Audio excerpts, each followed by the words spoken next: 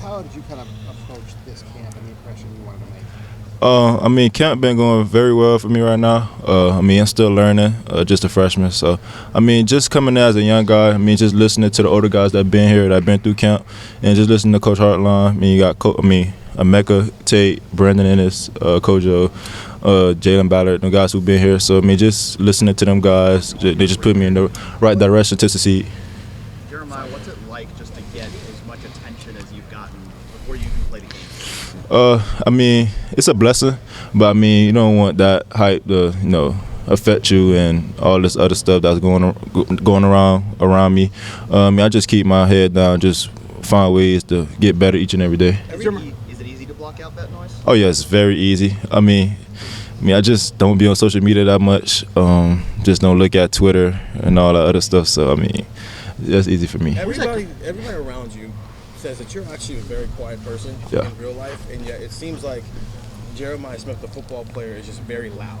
Everything that happens with him, whether it's his recruitment or the way he plays football. Yeah. So, like, I don't know, like, how are you? Like, those are two different people. There's almost Jeremiah Smith, the football player, and then Jeremiah Smith, the human being. Yeah. Like, who is Jeremiah Smith, this person that we've all clearly are in a frenzy about over the last couple of years? I mean, like you said, it's that way. Like off the field, I'm a quiet person. On the field, I'm a different type of person. But I mean, just a quiet person who just all about his business. That's all I can say. So, when did you realize the craziness that came with you? Like, what age did that happen? And you realize, okay, this is a lot that I have to kind of deal with here and navigate through. I say after my sophomore year of high school, that's when like things started getting real crazy. What happened that kind of? Just how I was playing in high school and the attention that I was getting, and it just got crazy my senior year. Like I just had Ohio State fans coming to my game, and I was like, whoa, I never had that happen. Like no other school, like just Ohio State fans came to my game. I was like, wow, that's crazy. Do you like? I mean, you're quiet, but also, do you like that? Do you want everything to come to who you are? I do, but at the same time, I don't. I just like to be a normal person. I don't really like attention like that. When you get on the field, are you a showman? I mean, how would you describe it? It's kind of like your art form, isn't it?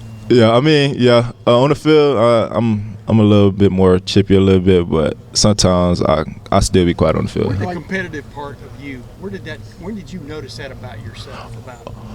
Oh, I've been had that in me since I was like 8, 9 years old. It happens. I mean, just how I am, how I was raised, just to be a competitor. And that's the reason why I chose to come to Ohio State, just to compete each and every day, get to go against the best DB group in the country. That's what I wanted to say. Has it been enhanced the last several months? I mean, going against Igmanosin and Denzel Burke, etc. Oh yeah, for sure. Just going against them two guys, the best 2 DBs in the country. I mean, that's the reason I came here. Just going against guys just gonna make me better each and every day. Yesterday there was a play, the fourth down play in the red zone. Yeah. Yeah. And he went nuts, and he didn't say a word. And then a few plays later, you caught one on him. It was far down there. Yeah. You didn't say a word then either, did you? I did. I said. Well, he said when he deflected the ball, he said, "I'm here." I said, "Okay, I'm gonna be back." And that's so I'm gonna be back. Then when I made a play, I just walked off. That's it. When you caught the ball, yeah. What did you say to him? I said, "I told you I'm coming back, right?" Yeah. What's it like being back with Carnell Tate, Brandon Ennis for your SHV days? Okay. And be back here? It feels great, just us 3 to be on the field together. We're gonna make a lot of plays this year for sure. What have you learned from them over time? Oh, I learned a lot, especially from Carnell, because we both play outside. So me just learning from him, and the things he learned, he just teaching me. And he was behind Marv and stuff like that. So he's just teaching me the game for sure. What specifically have you gotten better at in camp compared to when you first got here? I'd say my footwork. That's the biggest thing. Me and Coach Hartline was looking at. That's one thing I need to get better on. So I mean, I just worked on that in the off season, and just got better over time. What instilled your work ethic in you? What instilled my work ethic in me? I mean, I really don't know. I can't really answer that, but it's just in me. Like I just want to work. That's one thing. I think I say I get it from my dad. My dad really the reason why I work so hard, because since I was like 8 years old, he just wanted me to just work and be the best at what I do. So I mean, I say I get it from my dad. Have you seen the clip of Ryan Day? Like on signing day when weren't sure what was going to happen. He kind of buckled. Yeah, I seen it. And how close did you come to ditching your I wasn't flipping at all. I don't know why people made it seem like it was that. I was a Buckeye, and that's it. That's all. How did your dad set an example for you? He set a big example. Me just. I ain't gonna say it was only just my dad. It was me. I have a cousin named Geno Smith. He played for the Seattle Seahawks, so I looked up to him as well. I mean, seeing what he was doing at West Virginia with Tavon Austin and Stedman Bailey. So I mean, he was a motivation for me, and just older guys that grew up before me in Miami Gardens area, Broward area for sure. I mean, just looking up to those guys like I say Brendan Ennis for sure. He was a class ahead of me, so I seen the things he was doing in the 8th grade, and I was just like, whoa. I mean, that's something I want to do. What do you think about the expectations for you? I mean, I had Chris Carter on my podcast a few weeks ago. He thinks you'll be a factor from the first play, first day, first game, etc. Those are big expectations. You embrace those? I really don't. I mean, I know it's big expectations for me because, I'm number one player in the country coming in and all the hype around me. So, I mean, I just try to block out all that stuff and just focus on the main things, just the team and our receiver room and the locker room. And, just first game come, if I don't, see the expectation that y'all have for me, I mean, I don't really care. I just want to go out there and win a game. That's it. How much of a confidence booster is it for you when people like Chris Carter or Marvin Harrison Jr. are saying this guy can be the next great receiver at Ohio State? I mean, it's something great. I mean, I just got to go out there and on the field and just show you guys that I could be the next, probably the great Ohio State receiver to come through here. So, I mean, it's a blessing, have that, but I just got to go out there and play and show you guys. What does it mean to be an Iron Buckeye? Oh, it means a lot for me to be, was it the first freshman?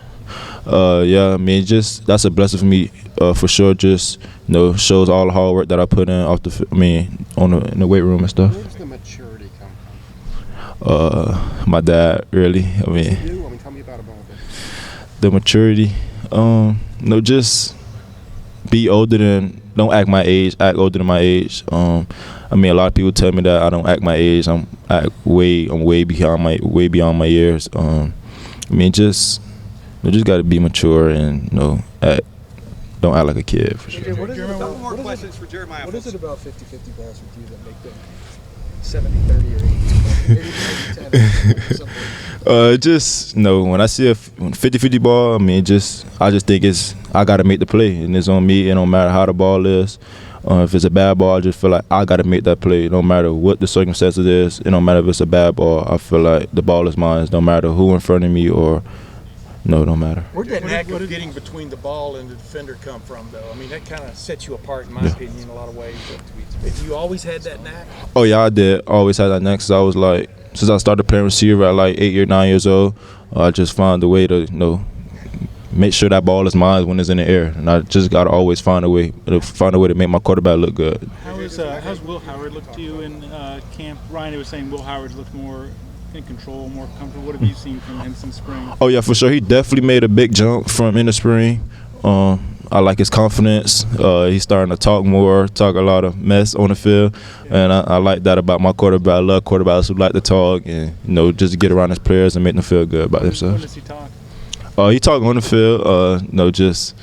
He just say a lot of stuff I can't say, but he go talk for sure. Okay. Jeremiah, thank you very much. Thank you, guys. Thank you.